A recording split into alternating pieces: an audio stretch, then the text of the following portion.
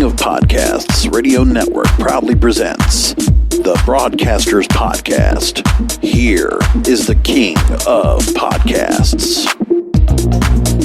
And welcome to the Broadcasters Podcast. This is King of Podcasts here with you. Tonight we're going to go and talk about a survey conducted to students of University of California, Los Angeles about their feelings on movies and television and the fact that they want to see less sex on their screens. Their phone screens, their tablets, the big screen, and the TV. That's the focus. This got a whole lot of press this week, by the way. I'm picking up from a couple different articles that decided to bring this up. And let's get into it. So, Young Americans' Entertainment Consumption, or Generation Z, they've concluded in a new study, it was 1,500 young people at UCLA Center for Scholars and Storytellers. The survey is called Teens and Screens. What they found out was that Generation Z is far more interested in seeing stories of platonic relationships on screen than those featuring sex and romance. So less rom-coms and more dramatic, touchy-feely kind of stuff. Just, feel the emotion without the sex, without the romance. So in this Teens and Screen survey, they said they wanted to see more content focused on friendships. Nearly 40% said they particularly want to see more non-romantic relationships or asexual characters on screen. The majority of respondents said that they felt romance in media is overused.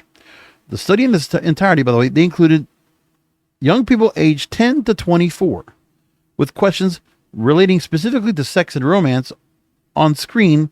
They were only asked for those of a subset aged 13 to 24. And the research team is labeling this trend as nomance. Nomance. So here's a video that was released by UCLA that talked about this. We're going to go ahead and play some of this for you right now.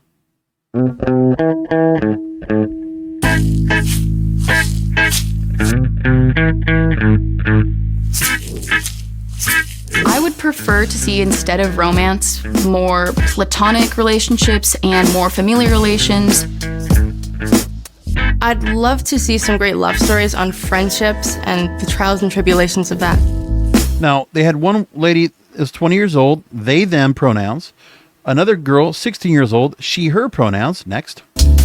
I enjoy more realistic romantic stories where everything might not work out. Another boy that's 20 years old, he, him. There's media that has too much sex. Me and my friends often feel uncomfortable. My friends and I maybe awkwardly bear through it. Now, here's the part that they put in the video, saying that 47.5% think sex isn't needed for the plot of most TV shows and movies. Now, let's move along here and continue with these respondents. They bear through it. I think that sex should be shown accurately. And that was, again, a 16-year-old girl with she, her pronouns. And see, when she says sex should be shown responsibly. Okay, so I can understand if they do not want to see depictions of rape or sodomy or, forceful sex. I mean, it's very limiting. I get it, but there might be depictions of stories that might have historical accounts. Maybe there's something there to it. Trying to show a historical account, maybe there's kind of those kind of stories that can't be told. So what if there's real stories that include something that is just, it's not comfortable, and it might be a little bit, disheartening to watch and rough to watch. Put it like this. Think about some of the movies that would be taken out of this equation if not for this. Okay, let's say the Jodie Foster and the Accused. Or how about Farrah Fawcett and the Burning Bed? If these young people decided to go ahead and say, well, we don't want these movies, then these movies would not be made. But yet there's a whole sector. I remember this book I listened to on Audible called Coercive Control, about the manipulation and just the mental coercion of, those battering their significant others. And for the most part, men over women. But this is the part where all right, trying to say that sex shown responsibly. Let me go ahead and play that one more time just to hear what she said. Okay, let me do it one more time. Maybe awkwardly bear through it. I think that sex should be shown accurately. Oh, shown accurately. Not responsibly, accurately. And then she tries to explain that. It can give people false ideas of what they should be wanting at that age. Well, that's another person that was, of the three people they're talking to right here, or three or four. But accurately is very open-ended. There's not much of an explanation to it.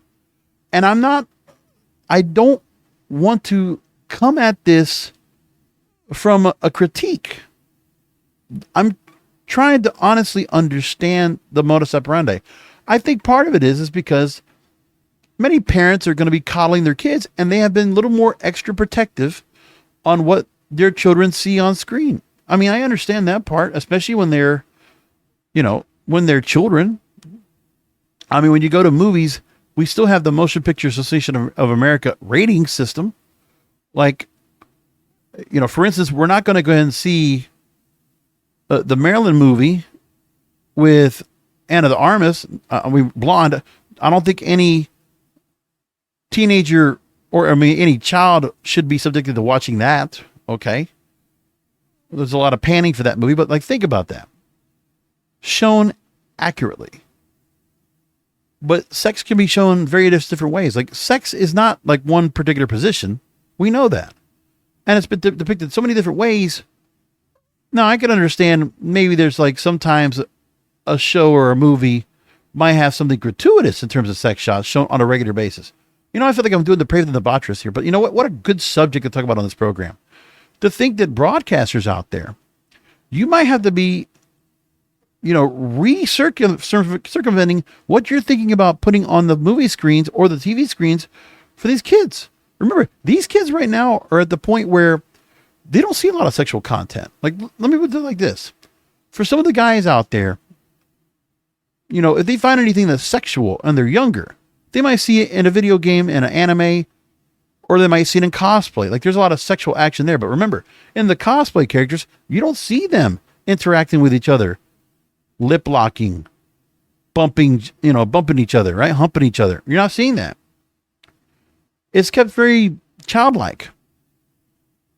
Superhero movies, we don't see anything like that. Nothing like that. They're left out. And there are some shows that, they've broken that mold. They're a little bit different like that.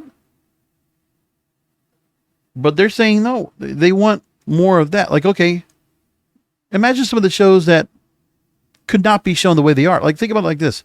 Remember we talked about Riverdale a few weeks ago? Remember what we talked about when Riverdale decided to do their season finale? We talked about it on this program. Oh, no, I talked about it on the Brave the Debaucherous, but I don't think I talked about it on this program. When Riverdale decided to go and go, remember, they decided to go and say, well, that they were a completely open relationship, polyamorous, to be specific. And so these 10 to 24-year-olds would prefer not to have Riverdale on television because there were sexual acts all across.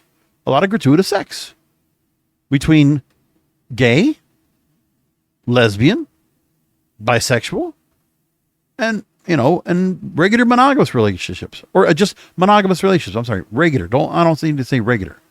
It's just, it's run of the mill, atypical. And so there's this idea that we need to go ahead do we need to start altering what content we have there for these kids? Because part of it is, okay, look, some movies don't do well because of how the content is. You got to ask yourself, all right, let's see. For instance, one of the movies that's come out, is it this weekend, right?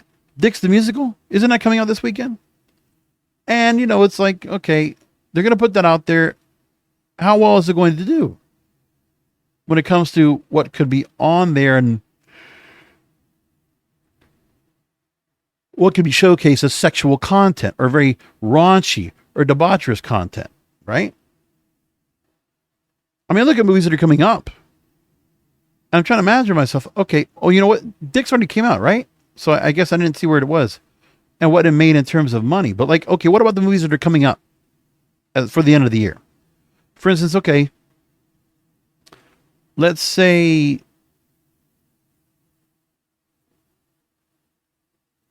Priscilla based on Priscilla Presley. And, obviously there's going to be actions of sex and some coercive maneuvers by Elvis Presley. They're going to depict in the Sofia Coppola directed movie that will be somewhat disturbing for younger viewers, right? And that's also where they're not very mature enough to the point where they might not get into movies like this in the first place. What about Napoleon? The kind of ends that he is in terms of, being power hungry, and also the way he works on Josephine, right? And the effect of that as well. Now, maybe the Hunger Games, right, was Rachel Zegler and I forget who else is in it, the Ballad of Songbirds and Snakes. Like, there's a romantic component to the movie, but I'm guessing pretty sure that Tom Blythe and Rachel Zegler are not going to be necessarily, bumping uglies with each other. Because we don't even know if this movie's going to have any kind of romantic quotient to it, but they're supposed to be. So they're going to take that out? Is that something that these younger consumers, these younger movie watchers, TV watchers, are they going to say less of this? Because the thing is that they did take a pretty extensive survey. 1,500 students, right? 1,500 young people. And a very wide range of ages. Now, also, UCLA, I don't know where they got the makeup of the whole thing, but we'll go more into that. Let me get back into the video real quick and take more of what they're saying. I've got another 2 minutes in this, but let's go and keep examining this more. And I feel that it's way too graphic. At the moment, I don't think I can think of a character that would consider themselves asexual or aromantic. Yes, I do believe it'd be compelling for a series or a movie to include or develop a character that is asexual or aromantic. I'm definitely more interested in seeing the diversity of sexuality, including aromantic and asexual people, because their stories deserve to be told as well. Now, my point is, did anybody watch The Deuce? Just saying. Did anybody watch The L Word? Like, you're talking about, that's another question, okay? The Deuce, L Word. What other movies or what other shows am I thinking of?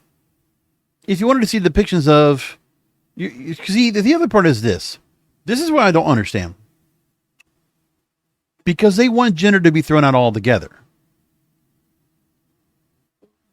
But in sex, I mean, you have organs you're going to see on camera. You can't change that.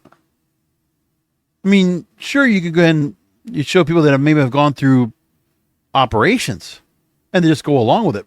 I mean, I don't know. Let me ask you this. Would The Crying Game still be a movie that would be allowed to be depicted?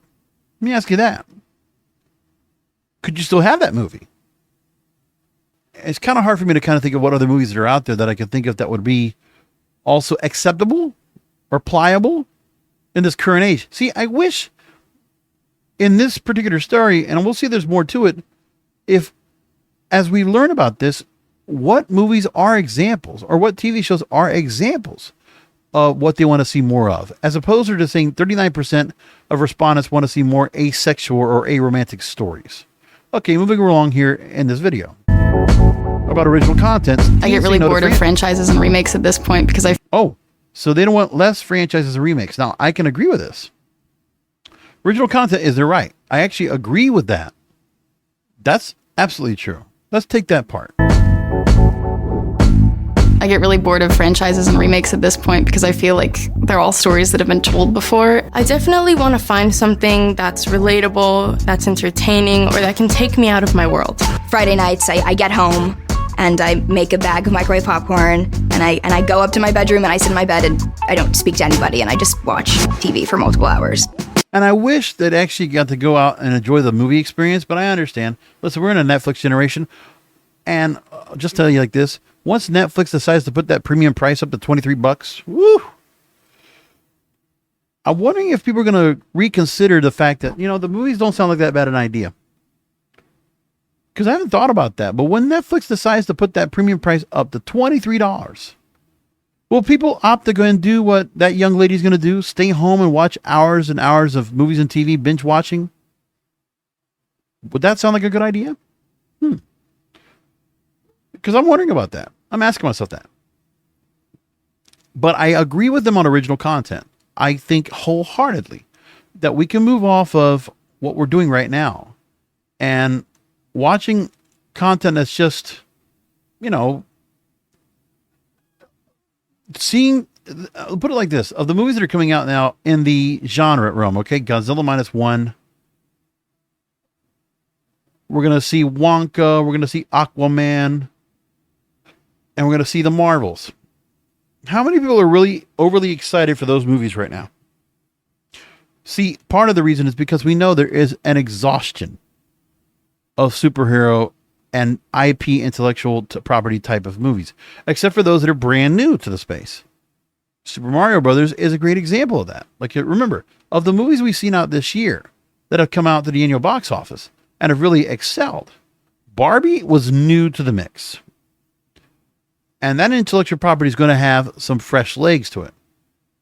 Spider-Man Across the Spider-Verse is the second of the animated series. It's a different storytelling. It's a different feel to it. Teenage Mutant Ninja Turtles in the same way. Animation kind of just plies better. Guardians of the Galaxy 3, I don't think we can use or need another one. Avatar: The Way of Water, they're going to have another one anyway, but I don't know if it really is necessary.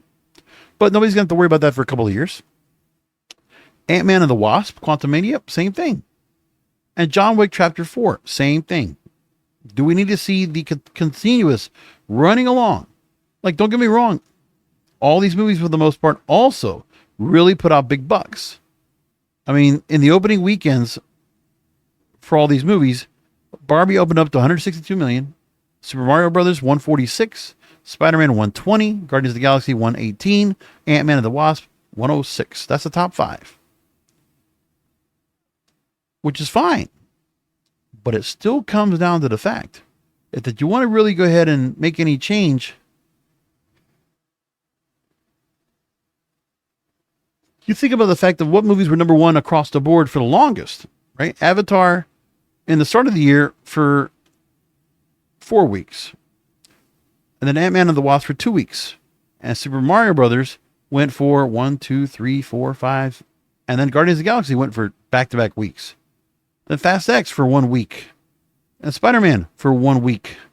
Transformers for 1 week. The Flash for 1 week. And Spider-Man actually went a second week. Indiana Jones for 1 week. Barbie, 4 weeks. Blue Beetle, 1 week. How many movies are we hearing in intellectual property that are just kind of forgettable? Mission Impossible, 1 week. Insidious, 1 week. The Nun 2, 3 weeks. It's not promising. We've had some movies that have done pretty well, but for the most part, not necessarily overly impressed. And so far this year, what, $7.6 billion right now in movies that have come out this year? Interesting. $7.462 billion total gross of all movies domestic. Now, back to the story and the fact that they said original content. I am in agreement with them. Let's go to another part. They're talking about idealist and realist stories. If I were to define the American dream, it would be the idea of opportunity. I think the American dream is extremely unrealistic. The people who are often striving for the American dream often get the short end of the stick, and they never get that happy ending. Representation for me, especially as a non-binary queer person, is sometimes really hard to find. So like seeing that in the big screen is always super awesome, and just being like, oh wow, I'm a real person sometimes up there, because that doesn't often happen. Now, rejecting the American dream, you can say what you want. That's fine. But the idea of seeing a coming of age story or seeing a rags to riches story, so they don't want to see a feel good story, but they'll feel good just by having somebody look like them, feel like them on camera in a role. But where's the emotion in that? Where's the feeling of like purpose? Not just being, but actual purpose, of actual presence, of motivation, momentum. Their existence in life. being a role model to others to strive. I mean, think about it. Think of the movies that you have out there that, I mean, I'm thinking sports movies all the time. So think about, Rudy or Hoosiers. I'm trying to think what else. Like, you get movies that really make you feel like, wow, there's like a comeback story. We all love a good comeback story. Falling down, picking themselves back up. But they're not talking about that. So not the ideas. They want realism. But their idea of realism is, okay, even the thought of the American dream, unrealistic, they said. And on top of that, they think that we can't go to the movies and suspend disbelief. We have to live in reality in the movies. Well, sometimes we do. But why?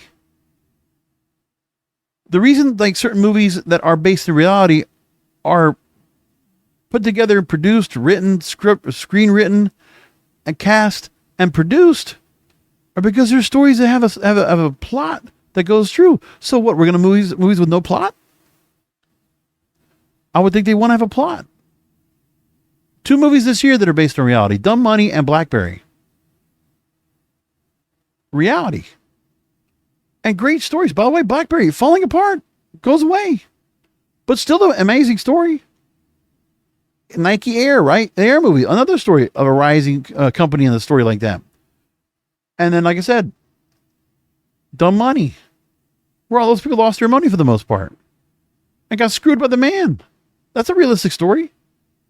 But because they're saying there's not people that represent them in that, really?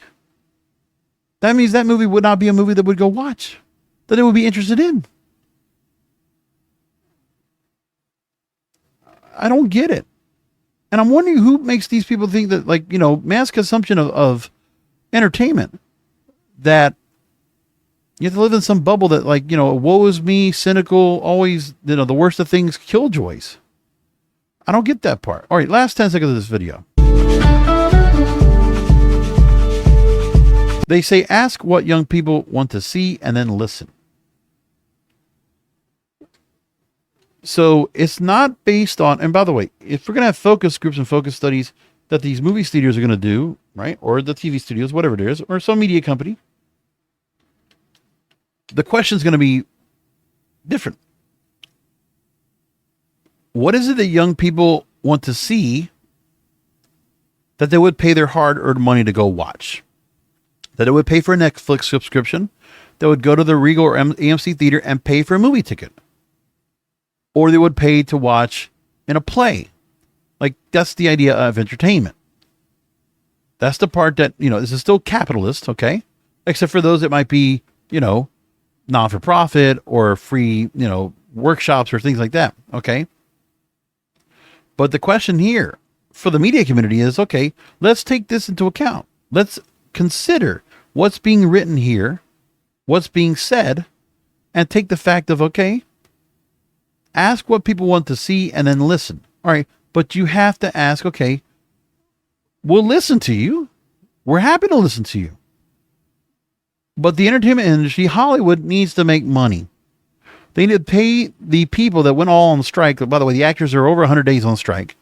They need to take care of the writers who just came back from strike. And all these people that are in Hollywood making the content that you're talking about. They need to know what they need to do to keep you coming to the movie theaters, make you keep buying their expensive subscriptions, and keep you watching their social media, engaged in their content. So for the young people out there, I hope they give some kind of a feeling to that. Now, the research team also said that Gen Z's chaste entertainment preferences stem from a craving for feel-good character relationships following the isolation of the pandemic years. Well, for those young people that were stuck in lockdown longer than others, and accepting the fact that this is just like they're going to just stay hibernated, and some of them deciding to continue to stay hibernated, why not? So they have researchers Stephanie Rivas-Lara and Haral Kotecha in an essay expanding on the survey results. And they said, quote, young people are feeling a lack of close friendships, a separation from their community, and a sense of their digital citizen identity has superseded their sense of belonging in the real world. So what they're trying to say now is that the research team for UCLA did not ask the surveyed youth if they sought out sexual or pornographic content outside of the realm of TV. And that's the part that, you could have done something to figure out, well, then what are their watching habits? What are they gravitating to? That's the part that we didn't get. Because I'm wondering in some of these questions, would they have said anything that would have been prevalent to that? Look, and what's one of the things too, if those 1,500 people did not say anything about, if it was blind and the respondents were anonymous, and you can stay anonymous for what you said, think about it like this, then some of them probably would have opened up and said something about porn. Now,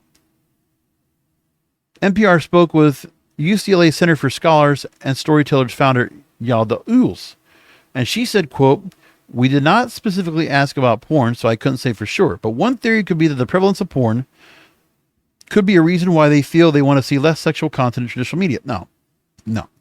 You didn't ask the question because that would have really thrown a damper on the whole study. That's the part you need to understand. Because we're only talking about mainstream, basically pop culture content, which is what you would see in Euphoria or Gilmore Girls or The Summer I Turned Pretty, things like that. Okay, it would have been a different story. But if he told them, oh, did you go to any porn sites? Do you watch any kind of content that could be perceived as that? Are you watching Baby Doll doing NPC stuff on TikTok? You don't want to say that, but you know what? I bet you some of these young kids, hey, she's a pretty girl. She's making popcorn with a hair curler. Gang, right? Moses Morales is out there in Spider-Man uniform in Las Vegas, NPC character. It's a control thing. It's something that can be considered of a sexual sense, of a erotic sense. Okay? What about all these thirst traps all over Instagram and TikTok? Dancing to any challenge, maybe for a reason or for not. You can't get away from those. All these young, beautiful women and there's a lot of guys in there doing the same thing. Dancing, doing stuff, engaging content. And you're telling me there's not anything where there's a thought process where some of the young people will watch, especially the boys. If they're watching some of these young girls like thirst traps on their TikTok feed, their For You page, or watching on their Instagram reel, or whatever. They're looking at this thing, or they're watching Twitch live for hours and hours on end. And some girl with big jugs is out there playing video games. What are they going to remember? Are they going to remember that she got so far in GTA or Battlefield? No. They're going to be looking at the large size of knocker she has, okay, and her hair and the dress she's wearing or whatever else she's putting on. And the way she's responding to those people watching and spending money on her like simps. Okay. There's a sexual component to that. Don't tell me there's not. But this is limited. We're talking only about the content that's the realm of TV, movies, and social media. But even than that, there's more to it. And social media, you could have gone farther into it by what you're talking about. But they decided not to go that route. But that's very telling. Extremely telling. Now, they go along and make the point of some of the movies they were talking about. Beyond the unnecessary romantic relationships, participants would like to see racial stereotypes and unrealistic aspirational content eliminated from media too. The number one most disliked stereotype in shows and movies for the adolescent participants was racial-related stereotypes, with the top category being that POC characters, person of color, portraying villains are characterized as bad people. So the fact that, Black Vulcan is going to be played by a black character in the Aquaman movie, that's looked down upon. But when I think some people are going to look and think that's a very powerful, menacing, dominant character. Even if it might be, and you can perceive the fact that if you think Aquaman you don't like, you don't need to like the face of the baby, face of the heel. You don't necessarily have to like that. Now back to this. Echoing adolescents' desire for authenticity, unrealistic storylines, For example, hard work always equals success. Everything works or always works out perfectly, etc. Was the second most disliked stereotype by the adolescent respondents. Right. They don't want to show that they need to go ahead and fall and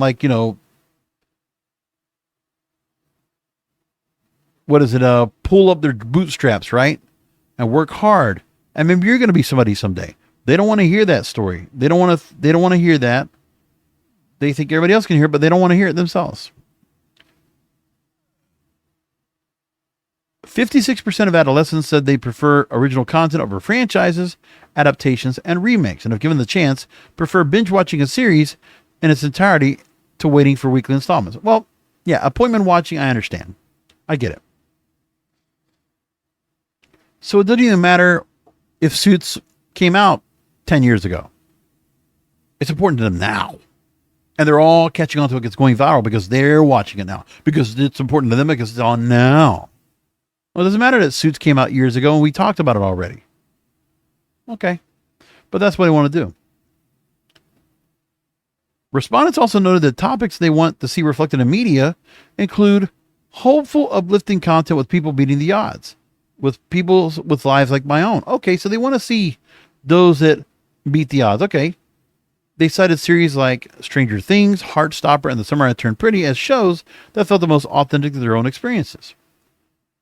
And Dr. Yules says that, quote, while it's true that adolescents want less sex on TV and in movies, what the survey is really saying is that they want more and more kinds of relationships reflected in the media they watch.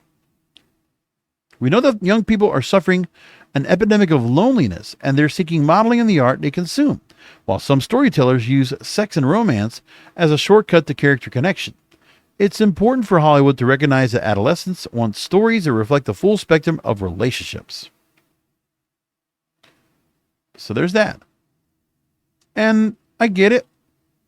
And I'm looking at the report itself. By the way, it's 24 pages. One 10-year-old black female from Pennsylvania, she was quoted to say that Barbie the movie and girl feels authentic to me. I want to be just like her. Well, that's interesting. So Barbie still holds up. And it's a different part.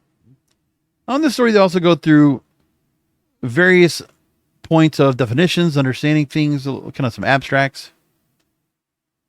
When they said less romance and more friendships and platonic content, 51.5% agree a desire for more content centered around friendships and platonic relationships. 33% are neutral, doesn't matter either or. And 15.2% disagree. Now, when you look into the numbers, it's a 51 to 48 mix between 13 and 24-year-olds. Okay. Among these here. And the question that was asked in this, okay, so when we break down into it, the question that was asked was, read the following statements and state your level of agreement between strongly disagree and strongly agree. And the response was, I want to see more content that focuses on friendships, platonic relationships. So, a desire for more content.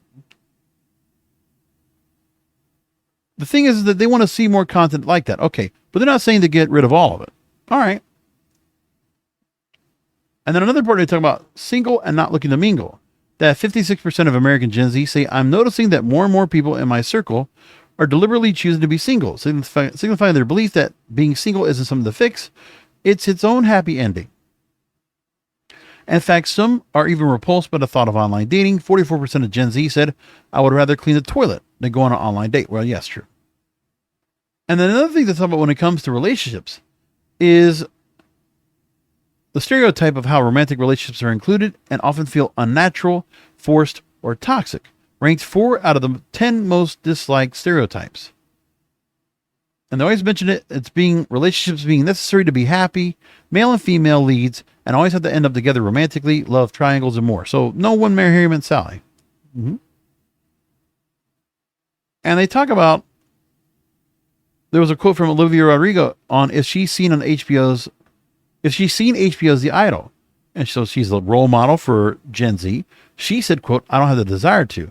I remember walking out of Barbie and being like, wow, it's so long since I've seen a movie that is female-centered in a way that isn't sexual or about her pain or her being traumatized. Right. Like I said, there were some people that had an indifference to Barbie. We talked about that weeks ago, back in June. I didn't have any problem with it. Like I said, I enjoyed the movie. We talked about the remakes, and they're right about that. Now, when it comes to social media, here's an interesting story. Among social media influencers, they said that Mr. Beast was listed by adolescents as the number one most authentic media, many citing his charitable nature. A black male from Tennessee says Mr. Beast, he makes videos about helping people around the world, giving back to people who have less, and also just entertaining things he does to bring people together. A black female from California, 21 years old. The Chai on Showtime. The series is a relatable TV show because it features people that look like me. They live in a neighborhood similar to where I grew up, and some of the issues that occurred is something I can relate to and understand as a young black female. Well, by the way, the Chai, I get that. You want to say Atlanta? Sure. I mean, I would have loved them to say power. Come on. Power. We can have power. Come on. Let's add power.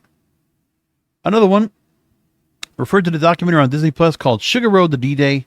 Feels authentic to me because you can see the daily struggles that Sugar from BTS goes through to make his album a reality. You see him through his highs and lows. It really shows how much he cares about not only the industry and portraying his true feelings and self, but how he cares that the fans see every aspect of the process, including those raw emotions and struggles. Right. Well, some of the younger ones would want reality based. So, right. Okay. Now, while they watch, they mentioned that 35.7% watch entertainment media to escape and take my mind off of things. Suspending this belief. 33.9% to entertain myself. And they talk about now in 2023, the majority of adolescents cast a white man as both the hero and the villain. In 2022, the majority of those surveyed from 13 to 18 years old would have cast a black man as the hero.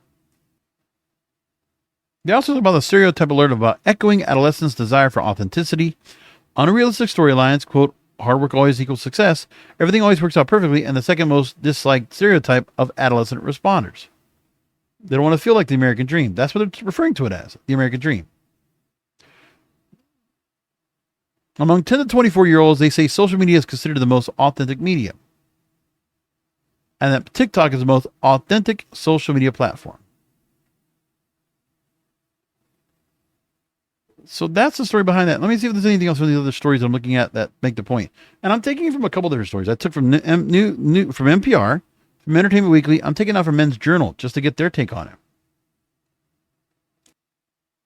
Now, they're basically just reporting on the story. I wanted to see if they had anything in there themselves.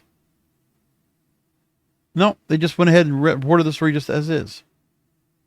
And then Variety also reported on this. And with that, they make the point for the industry, Hollywood. News flash for Hollywood executives. Young people aged 13 to 24 are looking for less sex scenes in television and movies, according to a new study out of UCLA. And they refer to some of the same things I said in the report before anyway as well. So that's it. I wonder what people think about this so far. If this sounds like something that they would agree with. And would Hollywood... would they respond in like thinking that maybe that needed to go ahead and take a little more consideration to what the younger viewers are watching? But we don't have a makeup of the demographics for these 1,500 young people. We have no idea where they're located, basically in terms of ethnicity or location. Nothing like that. I mean, they didn't give anything about the makeup of the study. Anything in demographics, we didn't get any of that either. You know, when it came to diversity, when it came to race, we didn't get any either, which I would expect from a study like this anyway. So the few more stories I want to bring up that we got to get to more or less. But it's amazing how much people really responded to this, and actually how many stories were written about what this Gen Z study was going on. I was really fascinated by that. Okay, I got a few more things before we wrap things up. So last week, Bad Bunny appeared on Saturday Night Live. Pretty interesting. Saw a lot of clips of him on the show, of his performance of Monaco, of him playing various characters, and Mick Jagger also playing like a like a cartel head. Funny.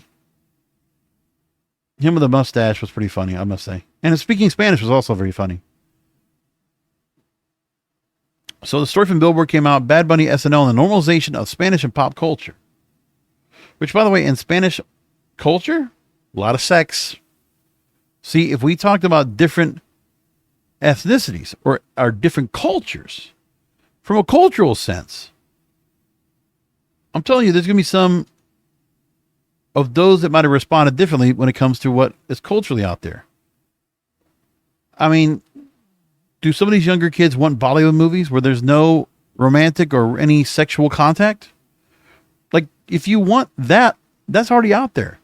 You can go watch Pathan or whatever you want, right? You can go watch some Bollywood movies that give you the same thing, or recreate them. I don't care. So the Billboard talked about how Bad Bunny is now firmly entrenched in the pop culture zeitgeist, entering that rarefied club of artists who can do no wrong and whose music demands immediate consumption. So Bad Bunny hosting Saturday Night Live largely in Spanish took things to a whole new level. Latin presence in pop culture has been mainstream for perhaps the first time since I Love Lucy in the 1950s. The big difference is I Love Lucy used comedy as a vehicle to translate Desi Arnaz's excellent English accompanied by Boogaloo. So Bad Bunny makes no attempt at translation or compromise when he very matter-of-factly speaks in Spanish. And his opening monologue, not only when they go back and forth between Spanish and English, he repeatedly alluded to language as a bridge. I'm excited to be here in Sábado Gigante. And then he also makes mention of, people are wondering if I can host this show because English is my second language. Go into the Hot 100 and the presence of Latin music on the chart, but that's the part I wanted to go and just take up real quick. Let's talk about SAG-AFTRA. The actor strike continues. There's been a bargaining session that was going on. There was talks through this week, and there's more time to respond to the latest offer. So there's another offer being made now by the Alliance of Motion Picture and TV Producers right now. So they're doing that as we speak. And now SAG-AFTRA is reviewing it. So bargaining session on Wednesday was pushed back a day after the union told management it needed more time to respond to the latest offer put on the table. Now, what they did offer at SAG-AFTRA, they were offered, the last we talked about this 2 weeks ago, that they were offered an improved bonus for the most watched streaming shows as well as higher increases in minimum rates. But the studios are not covering a cut of total streaming revenue, which the Actors Union has made the centerpiece of its demands to end its 104-day strike. Though the two sides continue to negotiate, there remains frustration on both sides that more progress has not been made. And remember, last week we talked about how, celebrities want to go ahead and be able to contribute what's going on here to give something more to it, right? They're trying to do that too.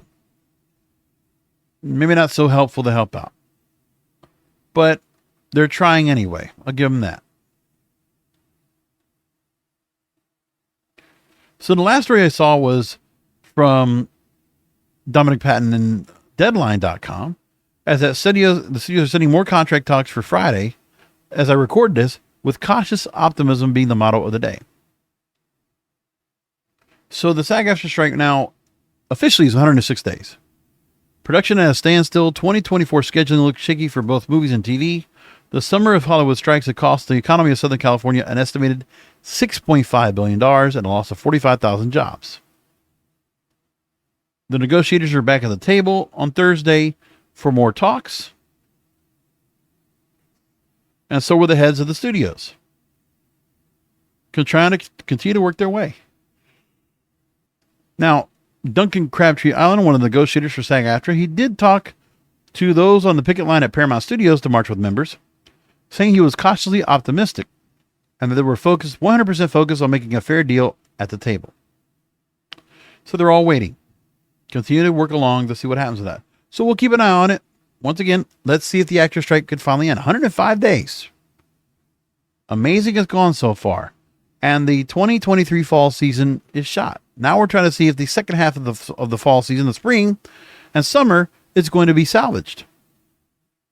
And that's what we have to wait on.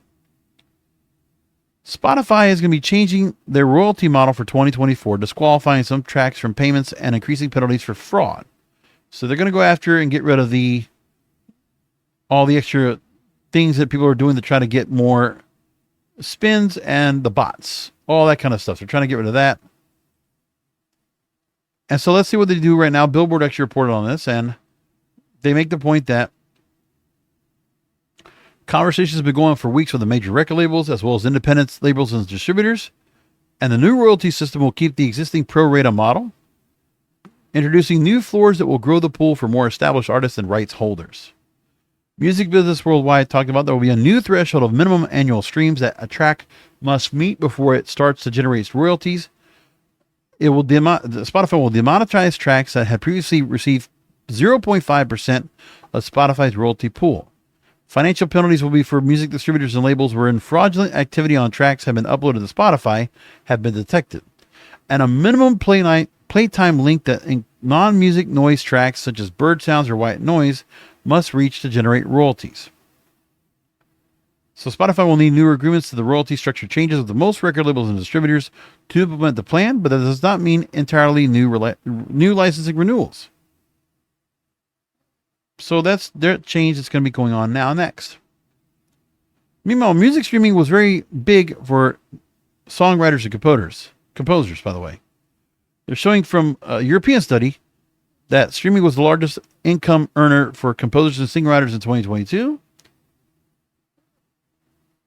boosting their collections by more than $11 billion, according to a new report.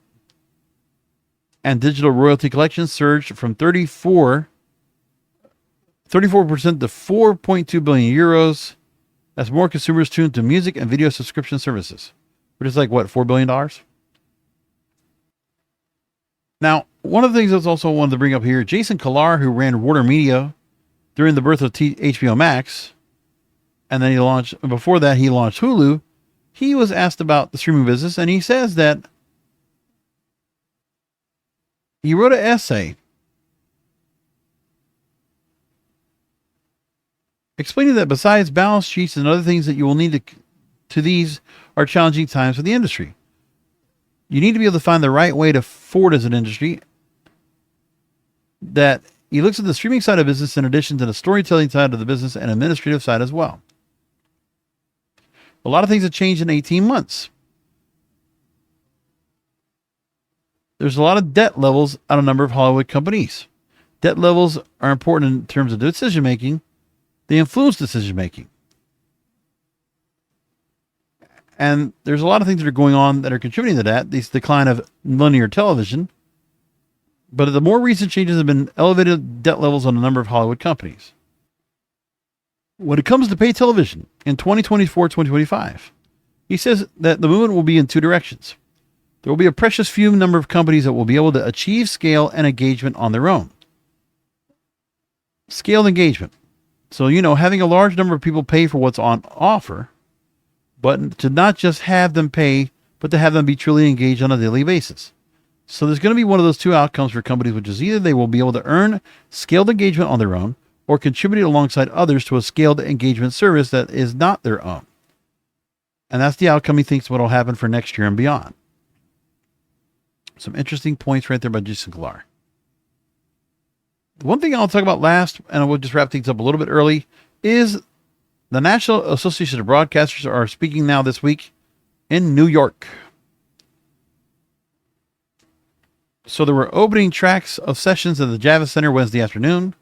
Local ad market continues to be stronger than the national side of the spot ad business for broadcast stations.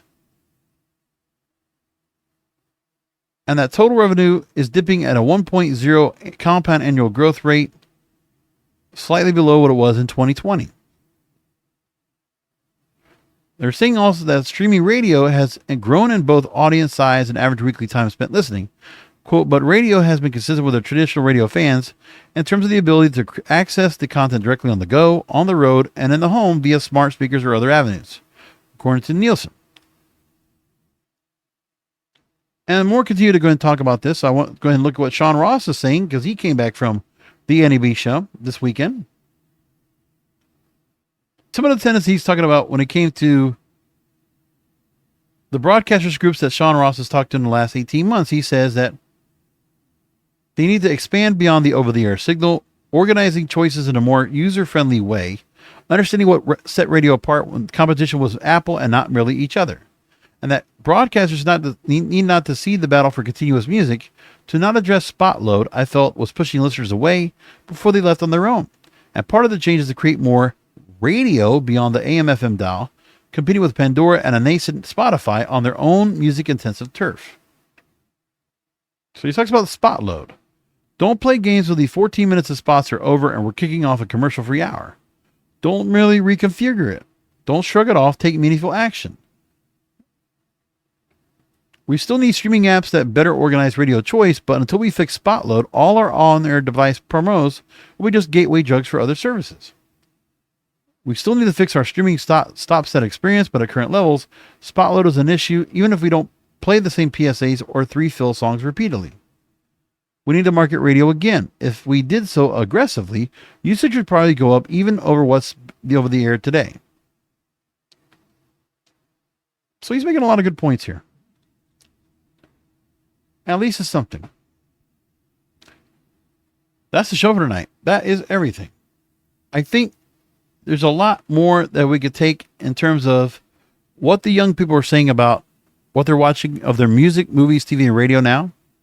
Music was not considered. But movies, TV, and radio, like here's the other part. So we're going to talk about the rap stars that talk about flexing and sex. Are we going to say we don't want that? Like that's the other part I didn't consider. We didn't hear anything about music. But it's not on a screen. That's why it was teens for screens, not teens for streams, right? It makes sense. Well, anyway, I appreciate all the listening in. As of course, the website is kingofpodcasts.com for everything that goes on with this show. I will hope you will go ahead and consider to check that out. And make sure to go ahead and follow me on YouTube at King of Podcasts and on social media at King of Podcasts all across the board. That could be X, formerly Twitter, Facebook, Instagram, and Trends. It's all there. So go ahead and look at the website. Keep here. Subscribe to the show wherever you find podcasts and come back for another Broadcasters podcast because content is king and the control of your content is in your hands.